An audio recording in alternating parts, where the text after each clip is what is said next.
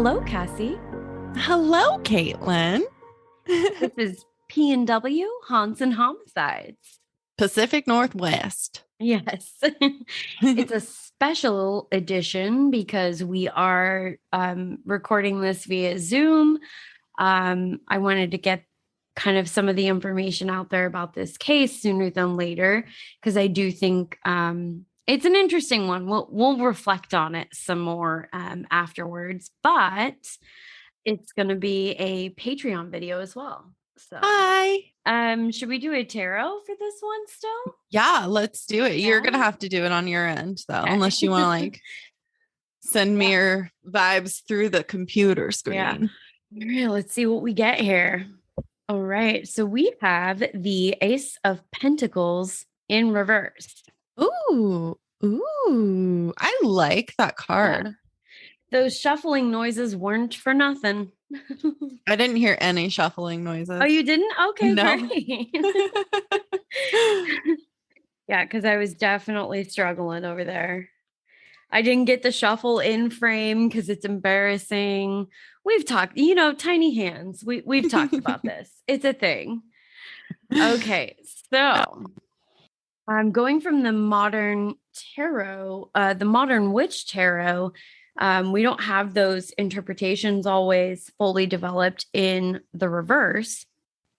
So I'm going to set this aside because it really just has our interpretations for right side up. We're going to go to the big book. Oh, this is interesting. Okay. Ooh, all right. I kind of like to read ahead and see. I know. Sorry. So description of the card, because it actually is very similar, both of the illustrations, regardless of the deck. It says a hand issuing as usual from a cloud holds up a pentacle. That's a very apt description. Yeah.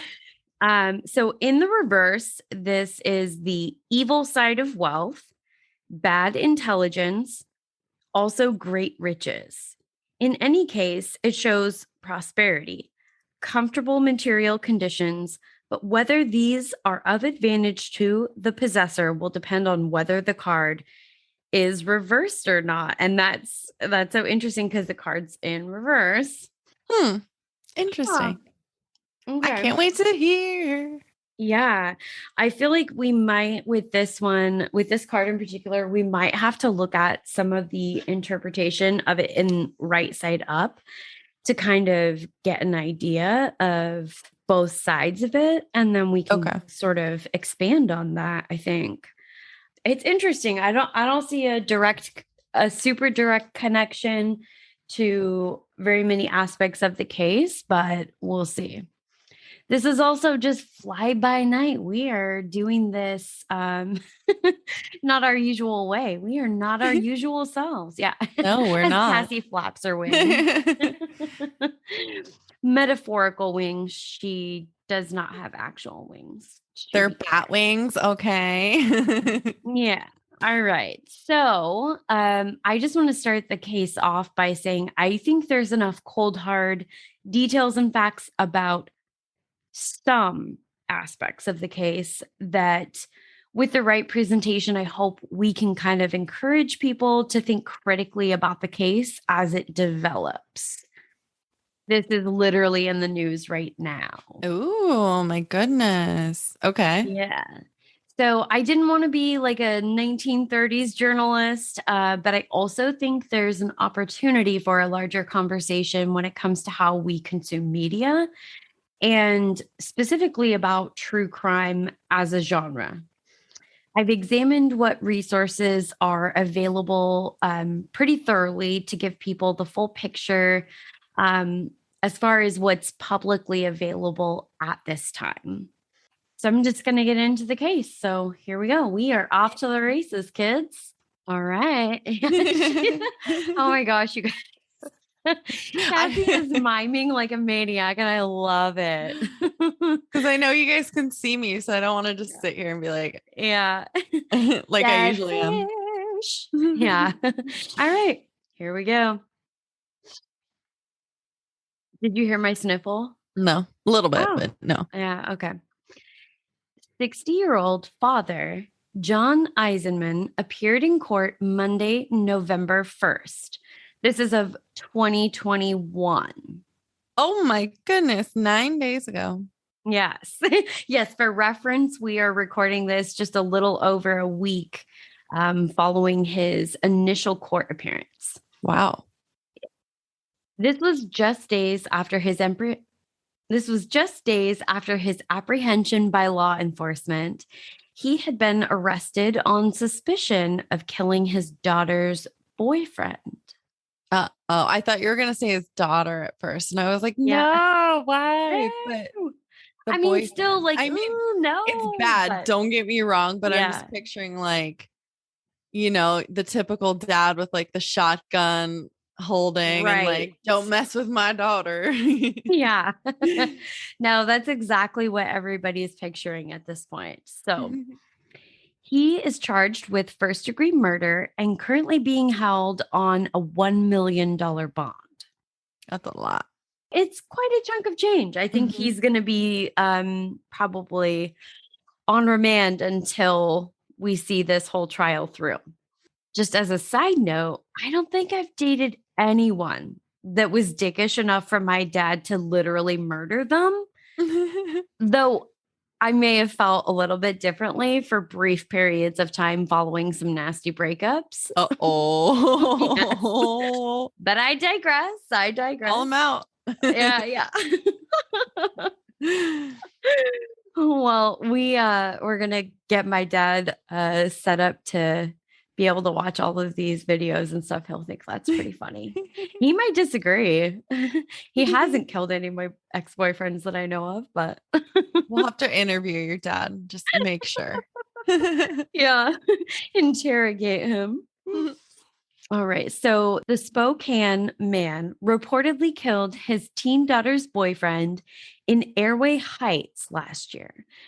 The year that shall not be named. I know, right? 2020. But this it's like is not the number 13 now. Like we're going to have to skip it. Seriously.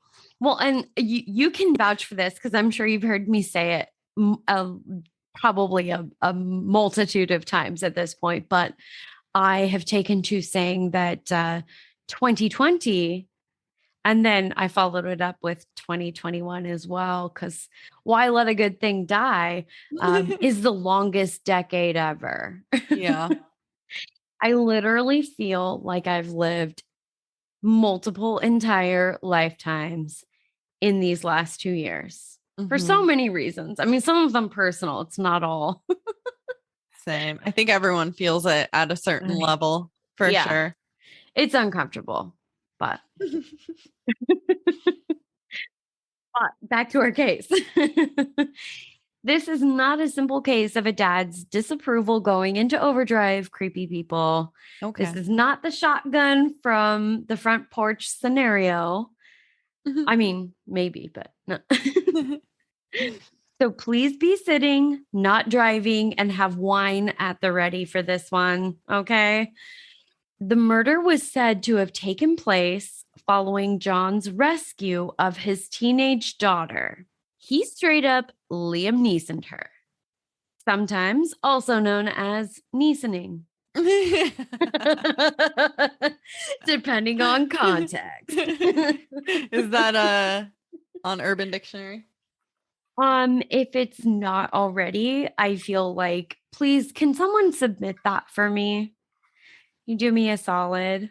Let's start a petition. I've been saying it for years. So this is after the boyfriend allegedly sold her to sex traffickers in Seattle.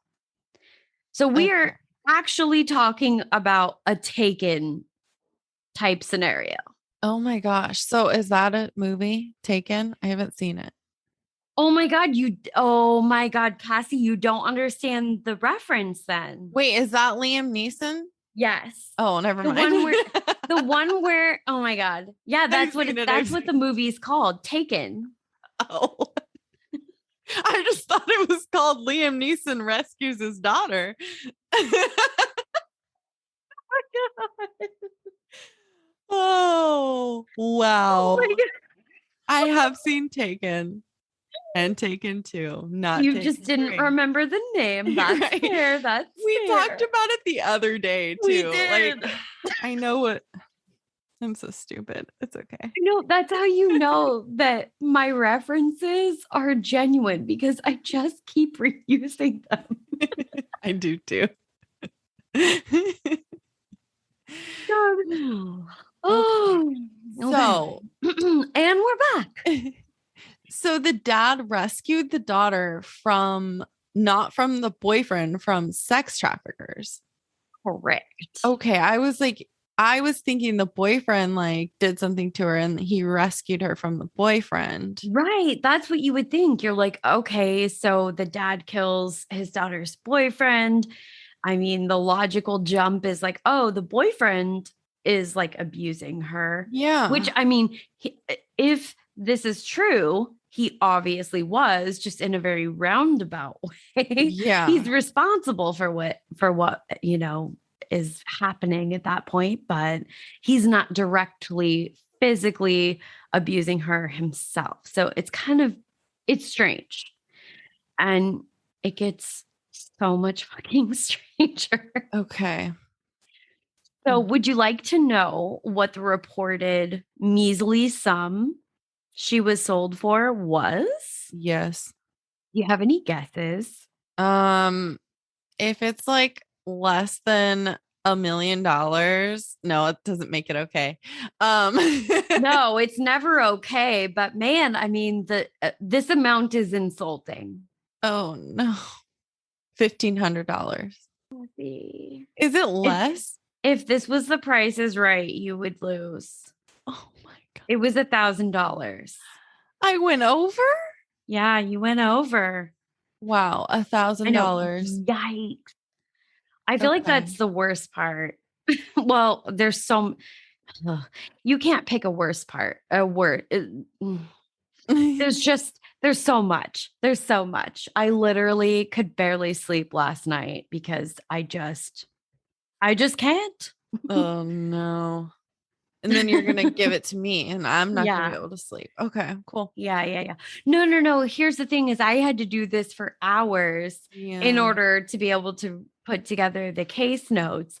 You just get it spoon fed and you can go and eat pizza and drink wine and all of that after this. So I'm going to Aw. drink wine all throughout this. I don't have wine, but I do have a mango white claw. That's, you know what? Whatever floats your boat.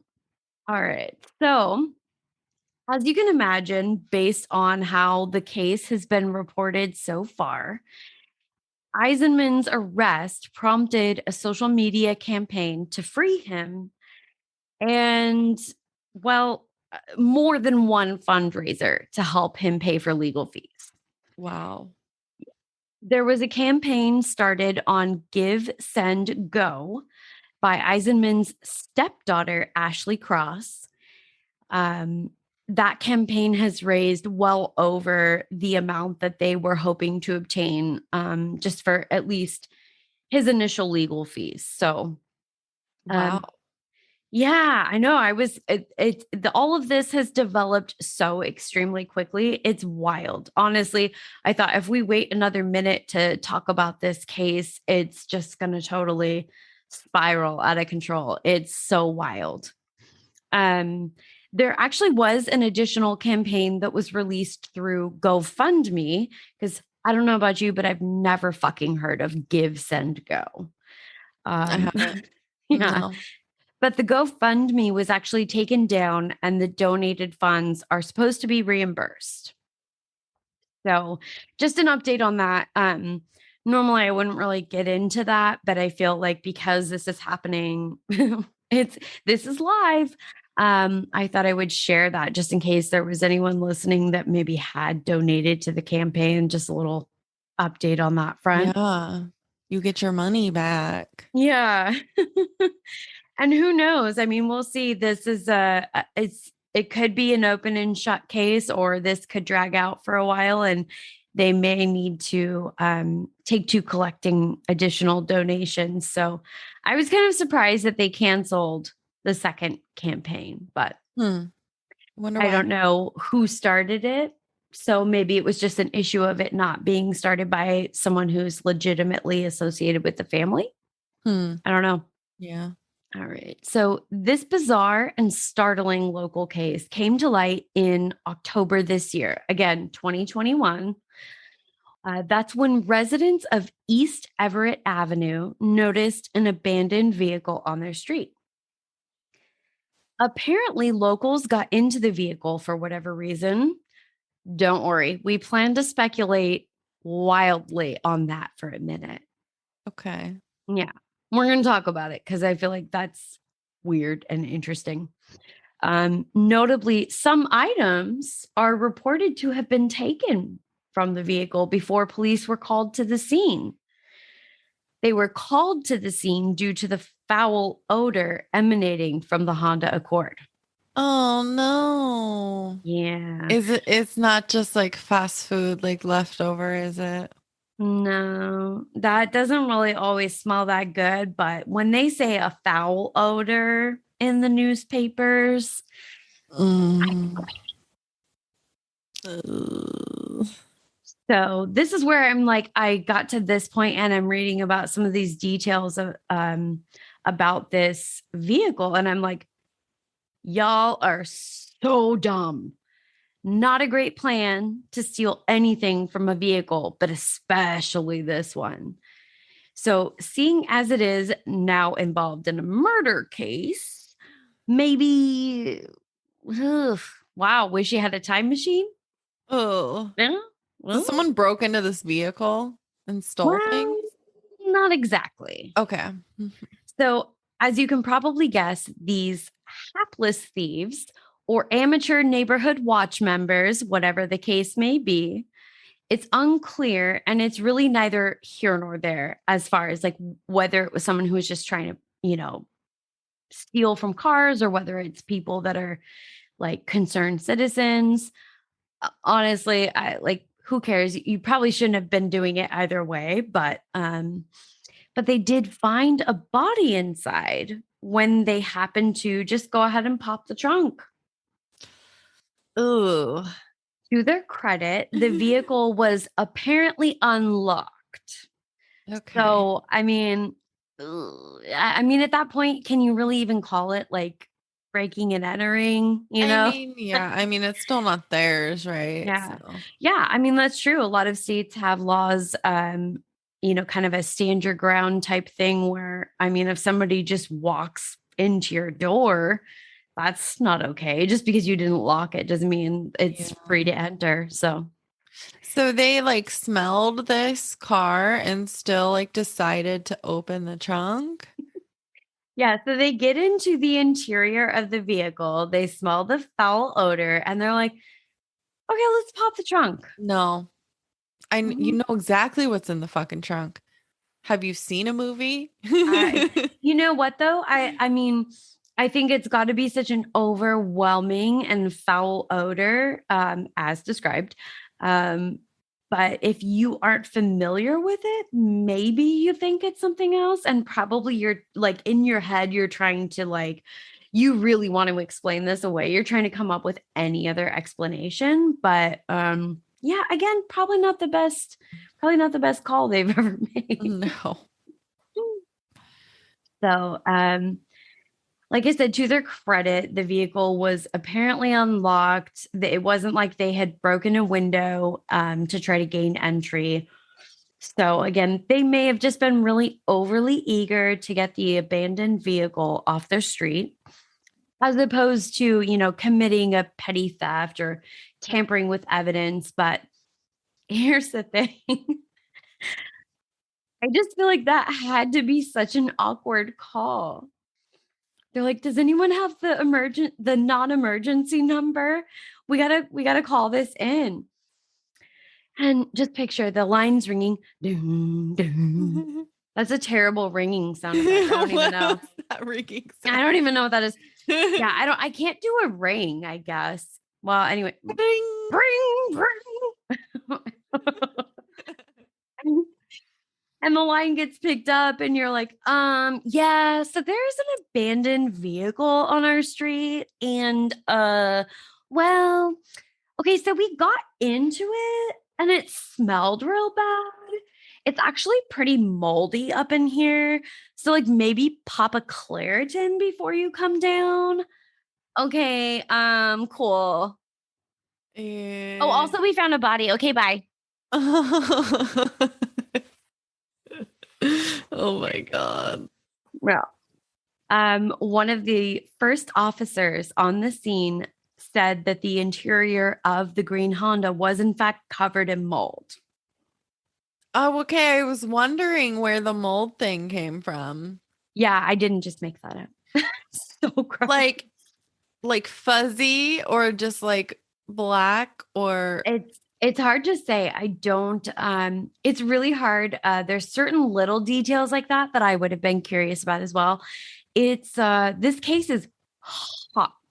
You literally can't Google anything about this case without coming up with like a bajillion hits that are there's a lot of clickbait. okay. Well, Consider I need to yourself know what warned. type of mold it was. Yeah. So, I'd really like to classify it, probably take a slide and look at it under a microscope and, maybe document some things. yep. So, same page. Okay. Cool, cool, cool. So, prior to probing further and opening the trunk, that officer attempted to reach the registered owner by phone without success, as the phone wasn't accepting calls. I wonder why. So, we have the name of this individual. So I'll be honest, I'm pretty sure I can think of at least one good reason why they couldn't get a hold of him. Was he maybe in the trunk? That's what you'd think. That's what you'd think.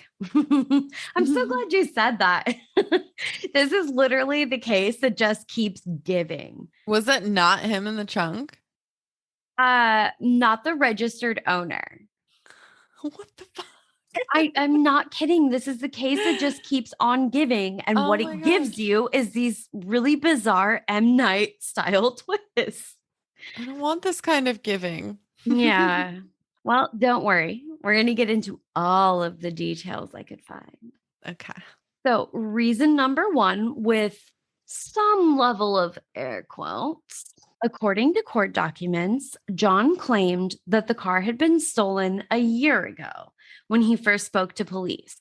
But this wouldn't come into play and really seem to have any sort of bearing on the case until after the body is discovered and they can't reach the registered owner. And well, okay, we'll just get there. What I want to know is, can this be confirmed? Did this vehicle actually get reported stolen? Who freaking knows? Do you want to know something? I spent 45 fucking minutes trying to figure out if there was a way for me to determine if a report was filed for this supposedly stolen vehicle. Oh my gosh. You know what I found out? Nothing. Australia has a fucking database for that shit. But we don't. No. But I did find some other things that as the case progresses, if we do an update down the road, it will be one of the details I'll work to substantiate. And I will not be saying how. Ooh. Yeah. Well, because I don't know if it's gonna work. So I'm promising absolutely fuck all on this. You're getting all PI on us. I really am. I'm gonna be making some calls, and you know how much I hate talking on the phone. Same. Fucking text me, okay? Ugh. Yeah, can we Okay. text about this very sensitive Yeah. info? Hey, if that was an option, I'd be all over it. So I do think, like I said, that as the court case plays out, it will probably be something that's clarified or brought to light. Because I think based on there being a body found in this car and someone claiming, oh, It was stolen over a year ago. Well, did you file a report? I feel like that changes, um, kind of what you can claim you did or didn't know, Yeah. potentially. So this was the dad's car? It wasn't the dad's car. Okay. I'm gonna no, this is just so funny because it's almost like as I'm like giving you all of the details, you're going to like the next bullet point of like exactly where this would logically go. Well, It's you just, said the dad it's said the amazing. car was stolen. So I was Yeah. like, how did he know? If it wasn't his. Yeah. It's a really good question, Cassie. I have an answer for you. I can't fucking tell you if the car was actually reported stolen, but so after failing to reach the owner, Brenda Cross, the officer. So remember, this is we're kind of bouncing around a little bit. So the police officer, he basically, before he pops the trunk to confirm that there is in fact, a body or human remains in the trunk, he's trying to reach the registered owner of the vehicle. Okay. He's not able to reach them. We find out later that John, he's our defendant, um, he claimed that the car had been stolen a year ago. Okay. So that's when he first speaks to police. I'm trying my best to kind of stack this timeline for you. It's just it's so weird. It's weird. Oh, again, after failing to reach the owner, Brenda Cross, the officer popped the trunk open and did confirm there was a body inside. So, to be clear, I think this is kind of going through this sequence of events and really trying to lay this out for you guys is important because he receives this report. These are people that claim the car was unlocked, they gained entry. Oh, it's smelly. Now we called it in because we popped the trunk and there's a body in there. He's doing his due diligence, like trying to contact the owner. He's trying to follow protocols. I don't know if they're supposed to call the owner beforehand, but it seems smart to me. Yeah. I don't know.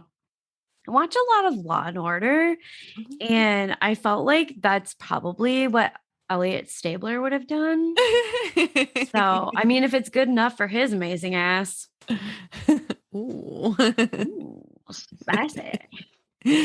The officer noted the hands and ankles had been bound with zip ties with tape over the mouth, and there were multiple stab wounds that had actually left the clothing with various puncture marks. This is all detailed in court. This is per court documents. Okay. The body that was found in October of this year would later be identified as 20-year-old Andrew Sorensen. October 2021, this man is found in a trunk in an abandoned vehicle.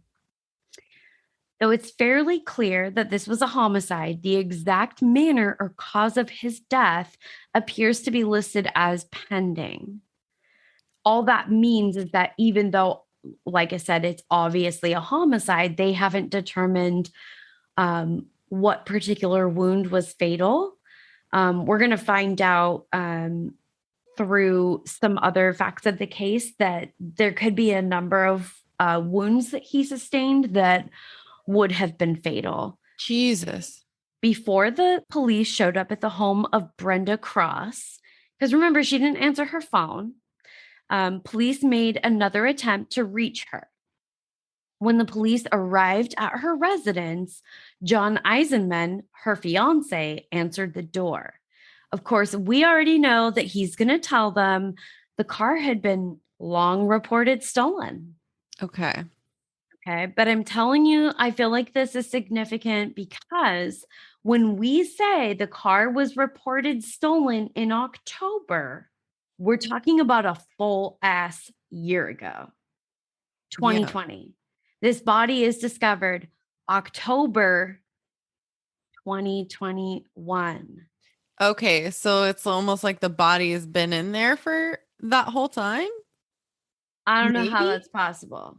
No, Okay. not possible. I'm really hoping that some major news outlets didn't fuck up these dates, but I also looked to official like police notifications and bulletins to kind of try to verify this information. But yes, so a year ago, he kills this man.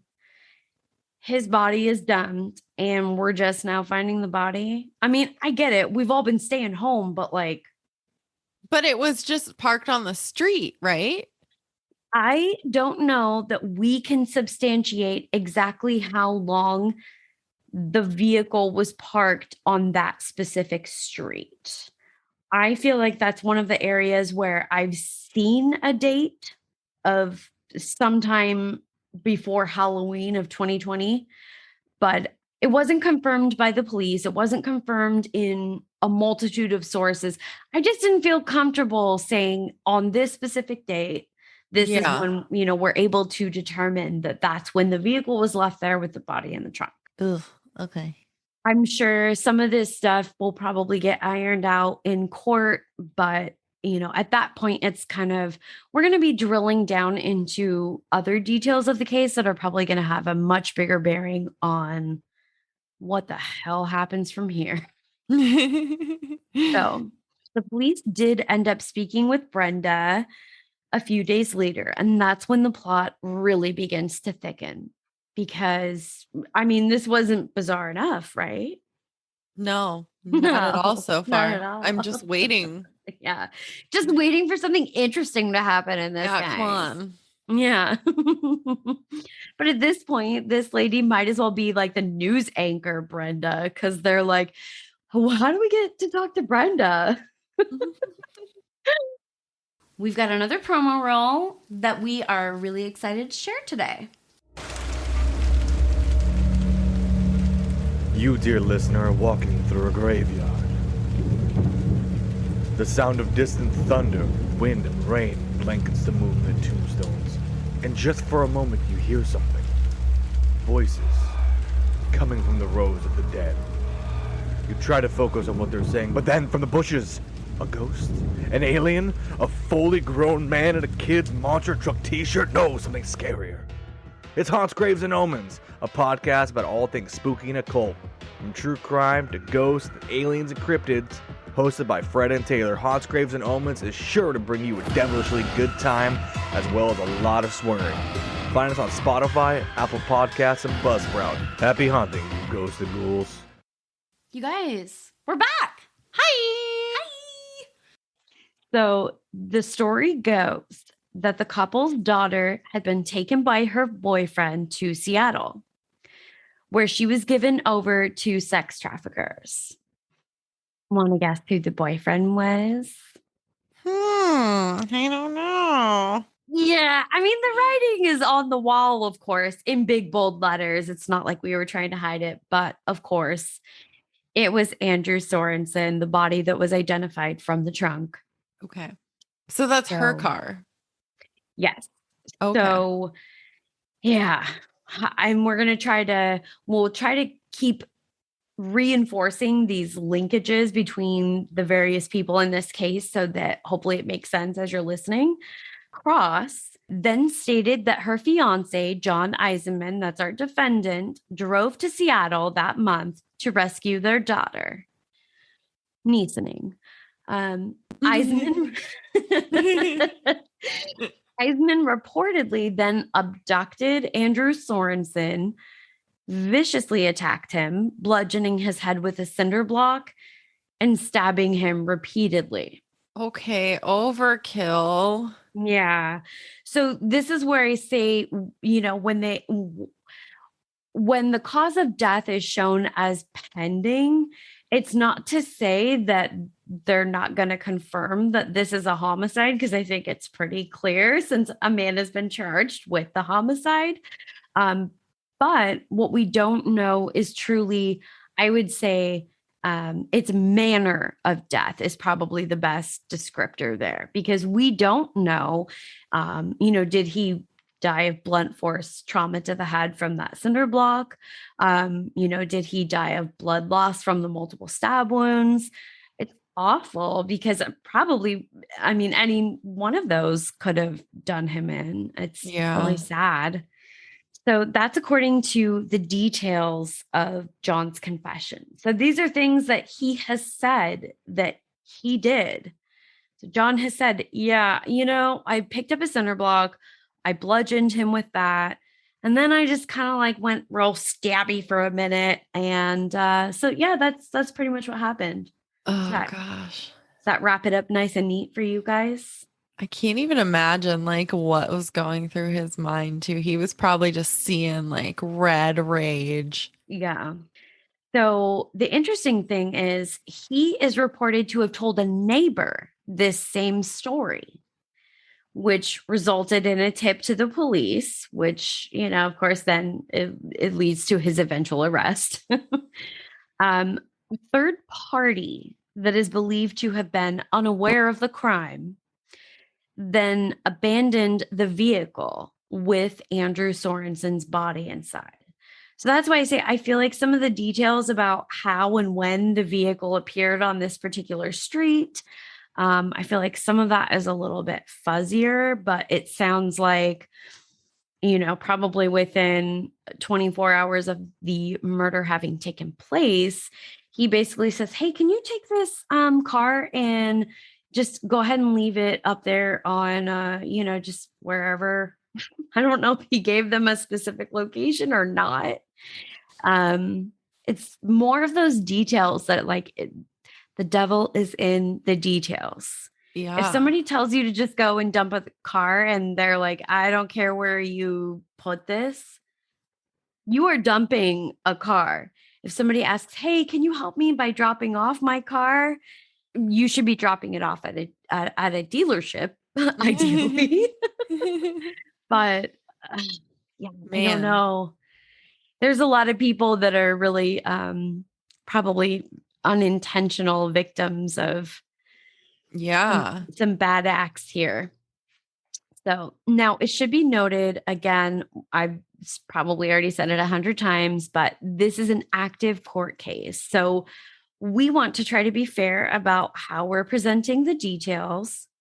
I'm speaking collectively, even though Cassie doesn't know anything about this case, because I feel like that statement for sure she can agree with. Yes. So, but some of the facts of the case and the testimony just so far, and there's really not testimony so much as, like I said, there was a confession, there are, statements. It's batshit, bonkers, absolutely fucktastically wild. Fucktastic. Yeah. It's fucktastic. It's a clusterfuck of fucktastic.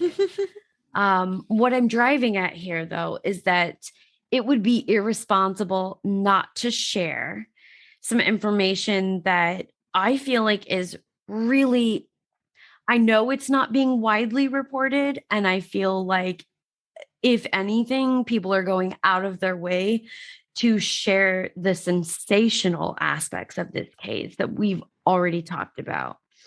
Based on what you've heard so far, you're probably looking to donate to John Eisenman's, fundraising campaign.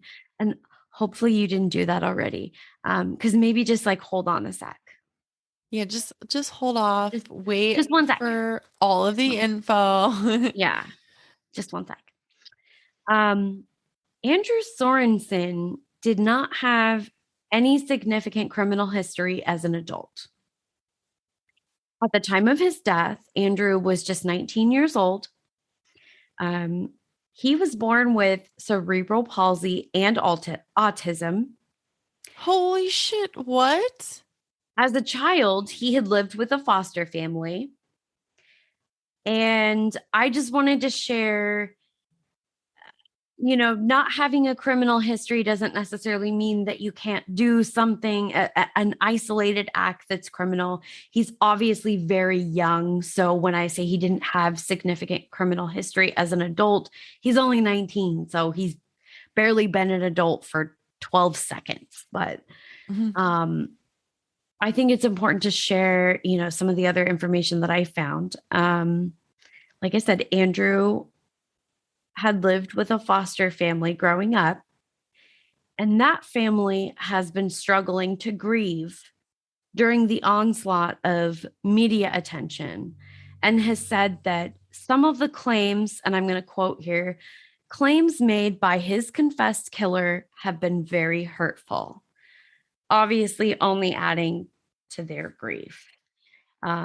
Their statement continues by stating, it has already been reported both the FBI and Washington State Patrol said there is no sex trafficking investigation into the victim. We have confidence that justice will prevail and the entire truth will come out. We urge the public to let that process occur and withhold judgment until they hear the true facts of this tragedy. Oh my gosh. This is crazy. Yeah. Are you ready for it to get crazier? No. Now I'm just sad, Caitlin. Well, okay. So this is, okay, I'm going to save it for the end. We're doing this for a very specific reason. Okay. So police have refused to comment on John Eisenman's claim that Andrew Sorensen sold his daughter into sex trafficking. They're literally not saying that that has been corroborated in any way, shape, or form. They are not commenting on that. This is an active court case, and I'm sure they're probably still actively investigating aspects of it to some degree.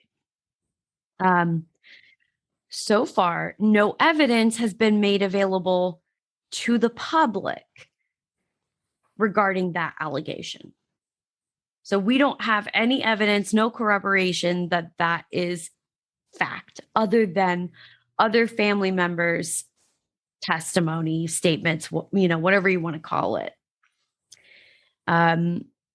This is where we are going to travel abroad for a moment. Okay. To Australia? No. No, not Australia. No, actually, this is where I was briefly, deeply saddened by the state of our country's news media, because one of the most informative and I would say true journalistic pieces on this case came from the UK. Weird. The fucking UK. Here we go. I mean, at least somebody's doing the hard reporting, but fuck, are you kidding me? I cannot tell you how many just bullshit links and so much clickbait, you guys. I hope my Mac doesn't. Yeah, I know it's really awful. And like I said, I do think that the fact that you have to extensively research to find the statement made by his foster family, and all you see is that the media is they're oh my God, I want to say perpetrating. Yeah, all you see is that the media is just putting forth this, idea that, Andrew Sorensen was this awful guy and, he did this terrible thing. He tried to sell this underage girl into sex trafficking. It's upsetting that we're not getting better information. Yeah. You want the whole story. You don't want like a piece of it that hasn't even been proved. And that's all you take out of the story. Yeah. Yep. I mean, we're going to get there because I really want to like drive home kind of what my takeaway is from this case in this regard. Cause I think right now it's super relevant, but, all right. So we're going to get into some of the details that I found based on this, UK, article. So we're going to talk to Nima Rahmani, a former federal prosecutor, that argues Eisenman's claim will not have any bearing on his trial, even if it is proven to be true. This is a direct quote. Eisenman may have done what any father would do, but it is not a legal defense to murder. No.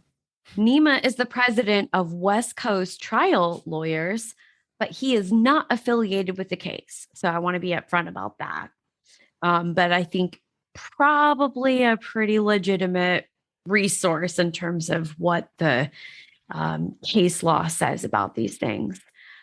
He went on to say that vigilante justice can't be tolerated in a civilized society. And I expect prosecutors to handle Eisenman like any other homicide case.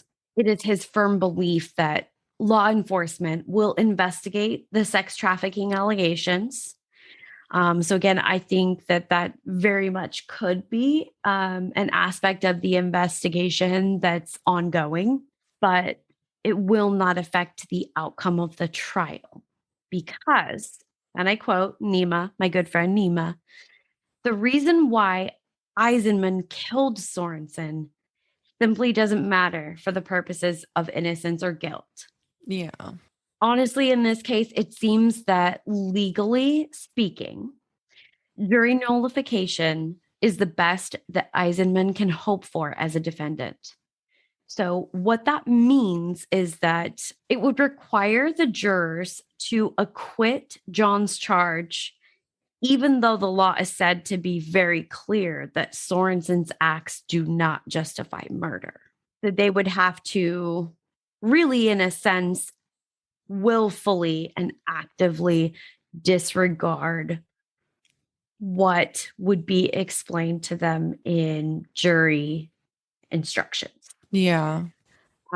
It's entirely possible in this case where there's an obviously sympathetic defendant, whereas the victim clearly is not, or I should clarify, at least seems not to be, based on his media portrayal so far. Nima said that as long as the jurors follow the law, this is an easy conviction for prosecutors because of the sheer weight of the evidence and Eisenman's own admissions. So remember, he did confess to this. It's not like they showed up at his door looking for Brenda Cross and said, he didn't immediately confess on the spot. This was a few days after the vehicle was discovered, but he did confess. There is a neighbor that says he told that person the same exact story. So why didn't he plead guilty? I mean, was he just hoping that people would have I don't sympathy? actually know. I don't know what plea he entered. Oh, okay. Well, if he plead guilty, there wouldn't be a trial, right? Like there wouldn't be a jury, right? Well, there wouldn't be a jury trial. There would still be a sentencing phase. Okay. But some of this is like, I have a cursory knowledge of the law through, all the research that I do, but not a lawyer. Mm-hmm. But I think probably what he's done here is, and I would think that soon I should be able to verify some of the details as far as like the court proceedings a little bit more readily. But I think what he's done here is basically he's confessed, but he's pleading not guilty because he's saying, no, this isn't, first degree murder. This is, maybe some lesser charge. Yeah. If that makes sense. Yeah. Yeah. The allegations, if proven to be true, could come into play as a mitigating factor during the sentencing phase. So what Nima kind of explained, and I've sort of abbreviated the explanation on this, is that if the allegations regarding her being sold to sex traffickers, if that really happened to her, it doesn't really matter in terms of John's guilt. He's guilty of the homicide based on the descriptions of the legal description of murder. Yeah. In the state.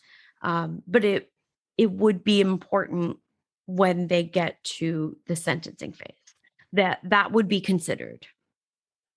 So somebody who has committed a crime because there are any number of mitigating factors, like, I flew into a rage because this person horribly abused my daughter.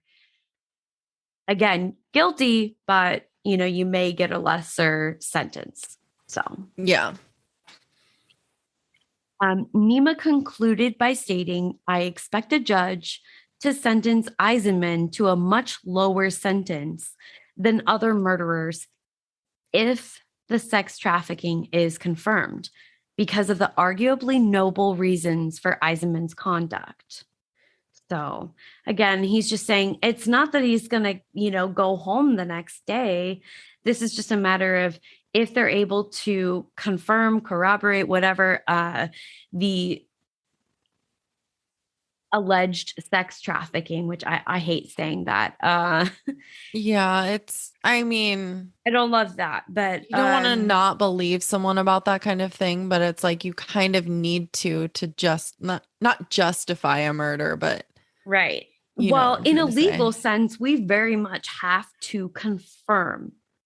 The legal system does not believe all women. Does not believe all victims. Does not believe anything that a lot of people have absolutely 100% experienced. But it's a tough one because our personal, our emotional, everything that we feel about this case based on what we've been fed to this point really colors so many other aspects of as we move forward through, we look at sentencing, things like that down the road. I'm sure we won't know anything in terms of sentencing for, I would imagine, at least a year. Typically, these are not, but who knows? I mean, maybe it'll be open and shut because of the confession. I could be totally wrong, but I see this dragging out.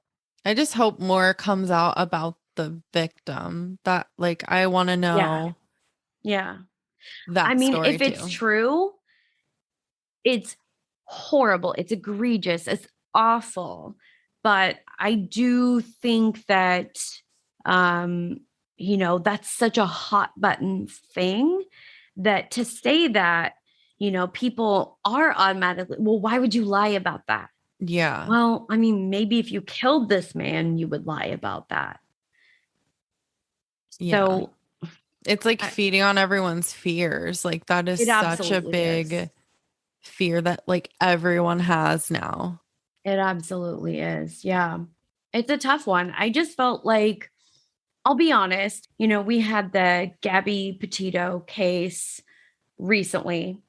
And that was one that I made a very conscious choice to follow. And, definitely I was engaged with whatever materials that were coming out with that. But what I will say is that I determined very quickly that I didn't feel comfortable talking about the Gabby Petito case because it was just at a completely unmanageable scale, the way the information and misinformation was coming out.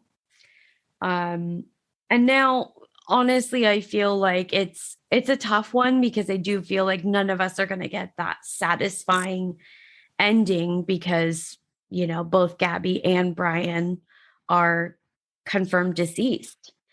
And there's so many bizarre details that there's so many unanswered questions. It's just, it's a frustrating case and it's sad for so many reasons. But the way that just got blown up in the media on a level that I just thought, you know what, I'm seeing so many things reported widely as fact that I felt like did not appear to be confirmed in any official sense.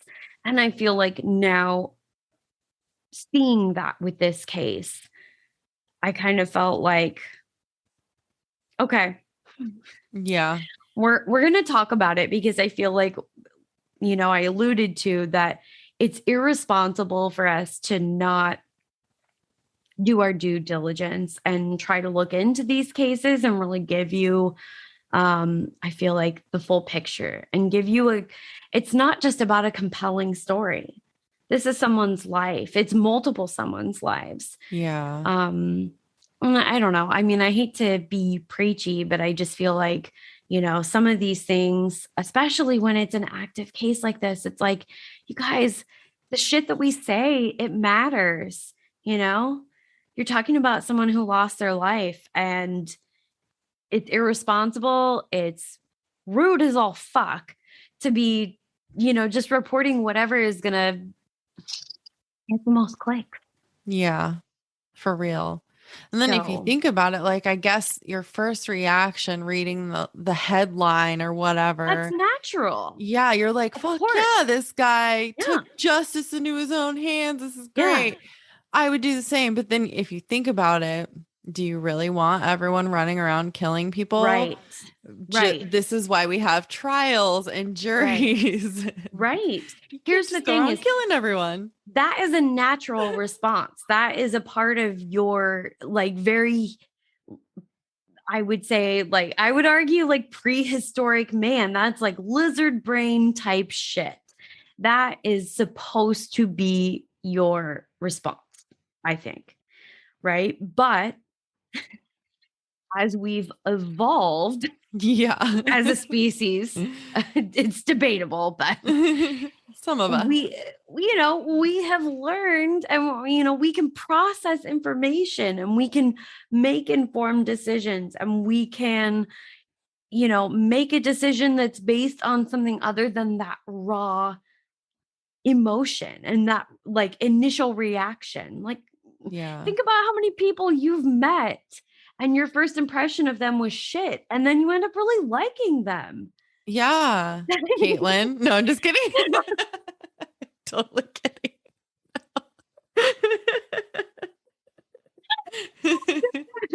I wouldn't be surprised. Yeah, I mean, I'm kind of in that you either love me or you hate me club, I think. So...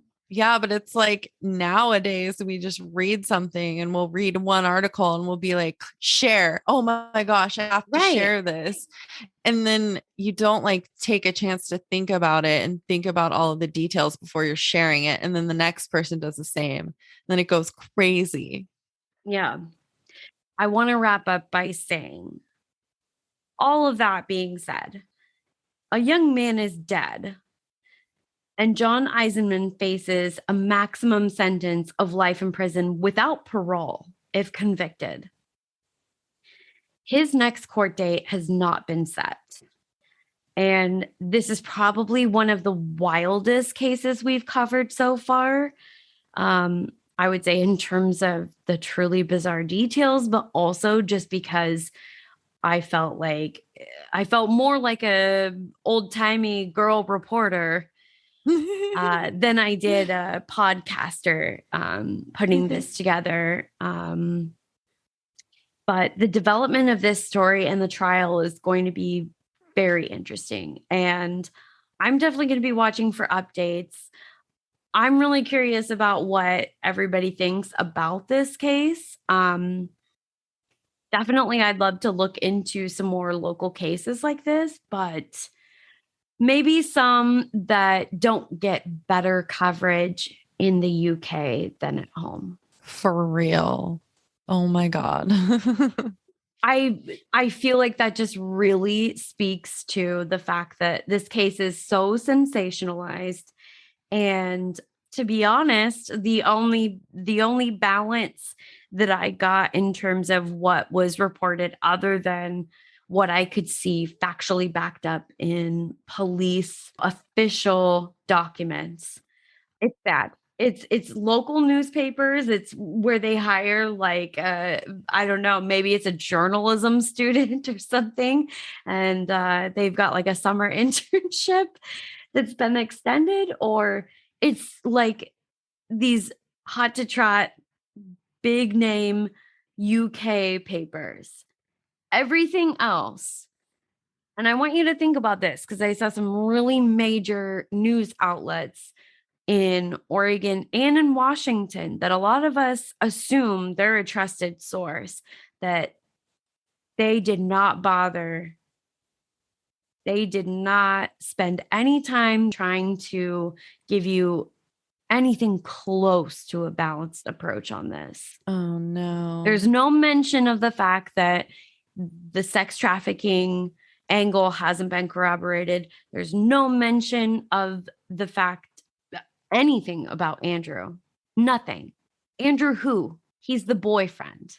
That's crazy. In fact, I saw an article on one of these bullshit clickbaity websites that misreported his name as Aaron Sorensen. Oh my God. That is ridiculous. He's the one who's deceased here. Yeah. So wow. Okay.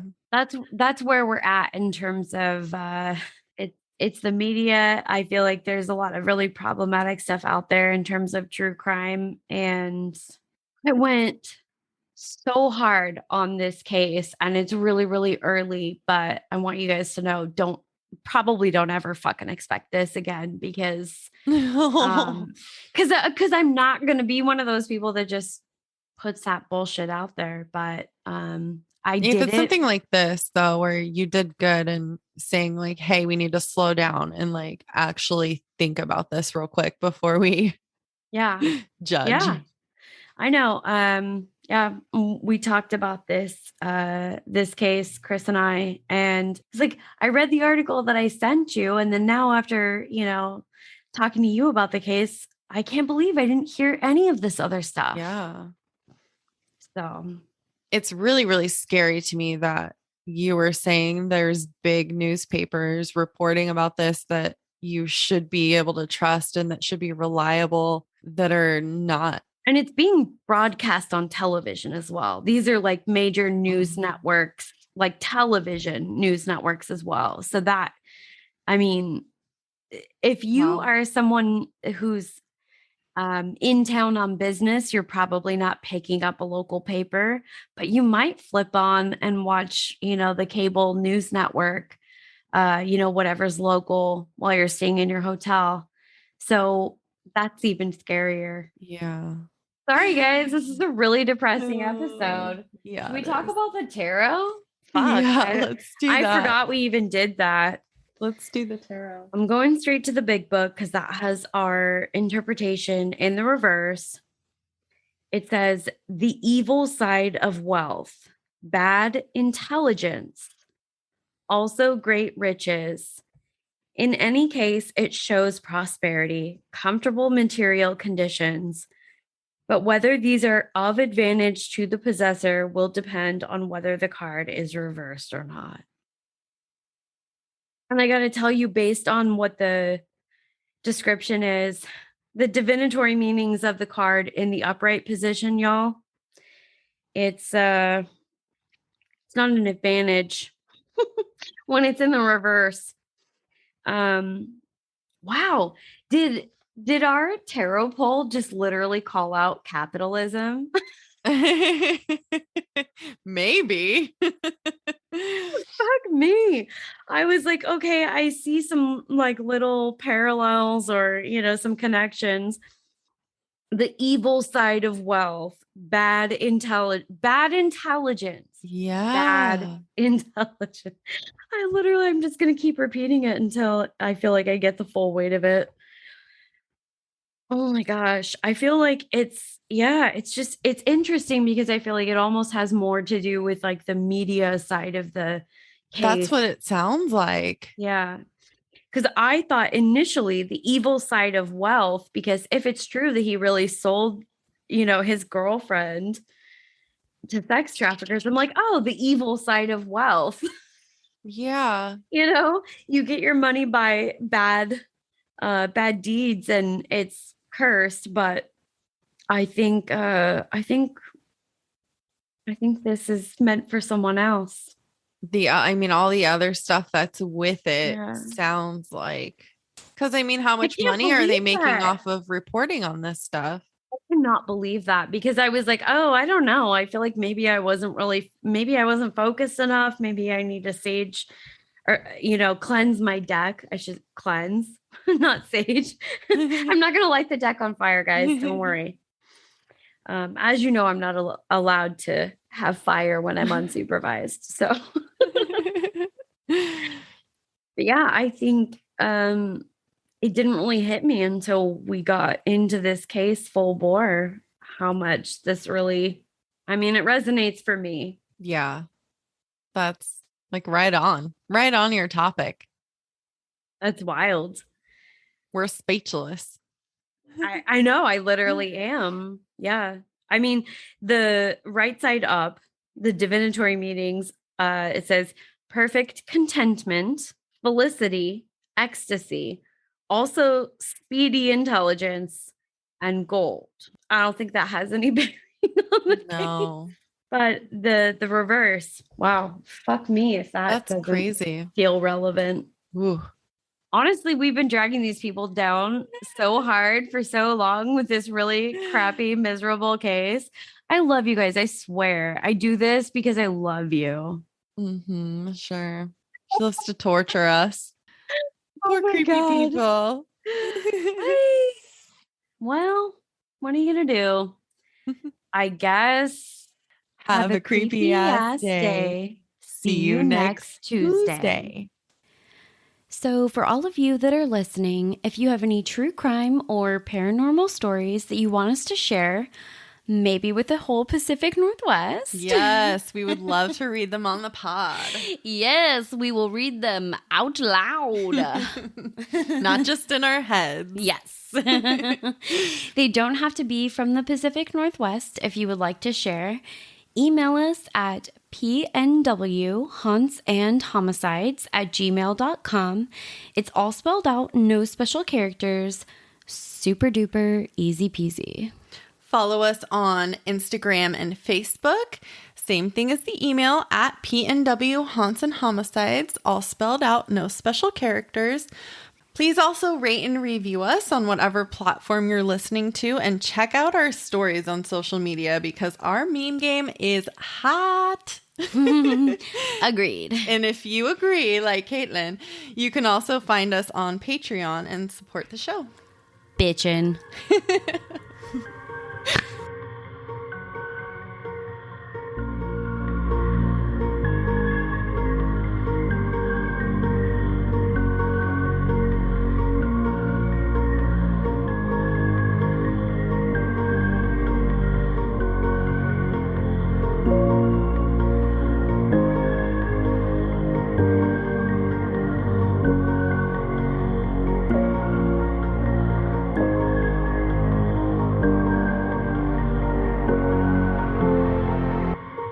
The dad didn't rescue the daughter from the boyfriend. You're cutting out. He rescued her from sex traffickers? Fuck.